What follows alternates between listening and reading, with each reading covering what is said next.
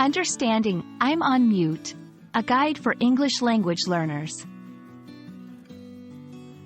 Hello everyone. Today, we're going to explore a common phrase used in online communication, I'm on mute. Whether you're attending online classes, meetings, or chatting with friends, understanding this phrase will help you navigate digital conversations with ease. I'm on mute is a phrase used during online audio or video calls. It means that the speaker has turned off their microphone.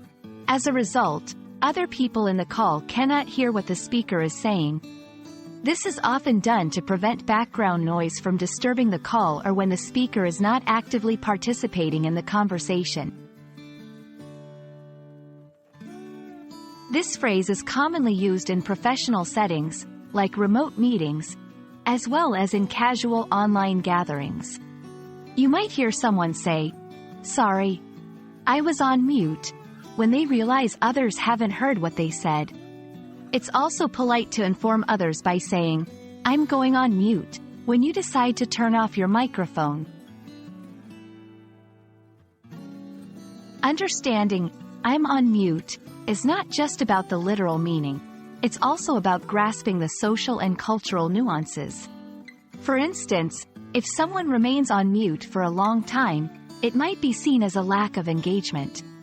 Conversely, forgetting to mute can lead to embarrassing situations if background noise or private conversations are unintentionally shared. For English language learners, remember that context is key. Pay attention to the tone and situation to understand whether being on mute is appropriate. Practice phrases like, "Could you please come off mute?" or "I think you are on mute," to engage more confidently in online interactions. That's all for today. We hope this video helps you understand and use the phrase, I'm on mute, effectively in your online communications. Happy learning, and see you in our next video.